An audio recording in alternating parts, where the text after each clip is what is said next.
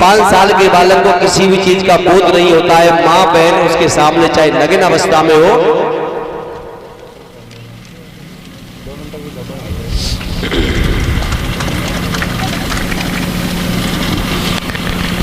तो भगवान कन्हैया एक दिन यूं ही घूम रहे थे तो ये जितनी लड़कियां थी इन्होंने क्या किया, ये सरोवर के समीप गई और जाकर के इन्होंने अपने अपने वस्त्र उतार दिए और सरोवर में नग्न होकर नहाने लगी। और तब तक कन्हैया आए, सब लड़कियों के वस्त्र उठा के और कदम के वृक्ष पे चढ़ गए इकट्ठे वस्त्र करके।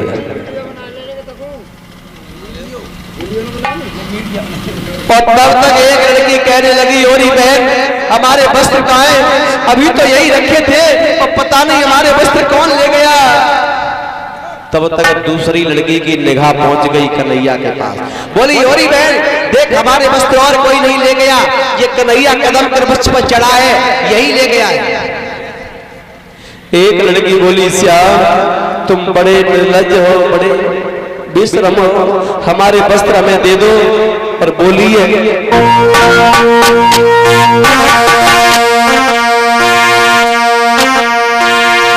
अरे मोहन में आफत में डाली और परे ऐसी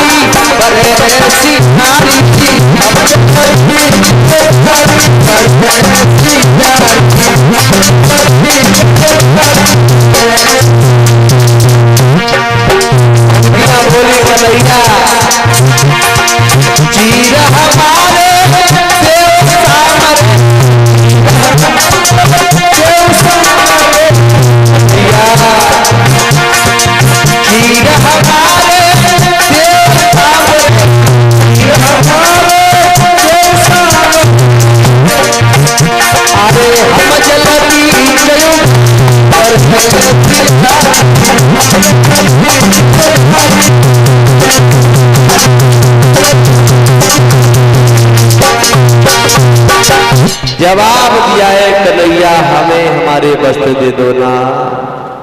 कन्हैया बोले तुम जल में नग्न होकर स्नान कर रही हो, तुम्हें ये ज्ञान नहीं है, अभी तुम्हारे कोई कपड़े यहां से ले जाए फिर। बोले श्याम सुंदर आज के बाद हम जल में नग्न होकर नहीं नहाएंगे। ठीक है आज के बाद नहीं नहाओगी, लेकिन एक एक करके निकलती आओ और अपने अपने वस्त्र लेते जाओ। थोड़ा ध्यान देना माताओं। लड़कियां बोली कन्हैया तुम्हें शर्म नहीं आ रही, तुम्हारे सामने हम नग्न अवस्था में कैसे आएंगी? कन्हैया कहने लगे गई कैसे थी, जैसे गई थी वैसे चली।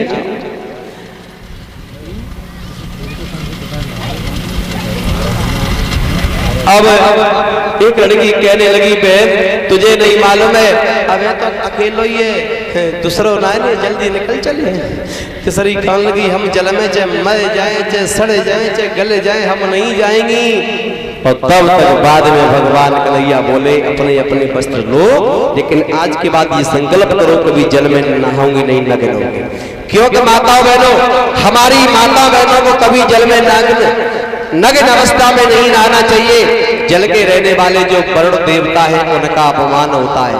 और ऐसे भी नहीं मानो, शास्त्रों के द्वारा ये बताते हैं स्त्री की अगर कमर से ऊपर जल पहुंच जाए उसका पतिव्रत धर्म नष्ट हो जाता है। कभी भी जल में नग्न होकर नहीं नहाना चाहिए। धीरे धीरे समय गुजरा है, भगवान कन्हैया ने गोपियों के साथ में महाराज किया है। पूर्णिमा के दिन कलश वाली कन्या बाहर निकल आए भगवान कन्हैया ने योग माया को इशारा दिया है तुम जाओ और यमुना के किनारे बड़ी सुंदर जगह बनाओ। तो सभी लड़कियां उधर अपने अपने घर में है और उधर योग माया ने बहुत सुंदर यमुना मैया के किनारे जगह बनाई है, रमणीक जगह। श्याम सुंदर गए हैं उस जगह को देखने के लिए, जगह बड़ी अच्छी थी।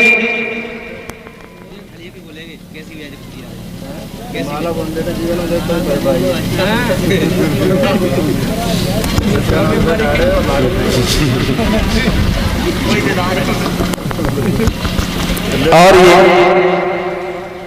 एक 501 रुपए के हार से मुझे सम्मानित किया था और एक एक हार से हमारे सभी साथियों को। परीक्षित महाराज में से मुझे ध्यान नहीं रहा था इस माला का, लेकिन ढोलक भाई कह रहे भैया जन्म कर्म में जैसे तैसे माला पर ये सब बोलने रहे माई बोल दो। नहीं ठीक है, कोई बात नहीं है, देखते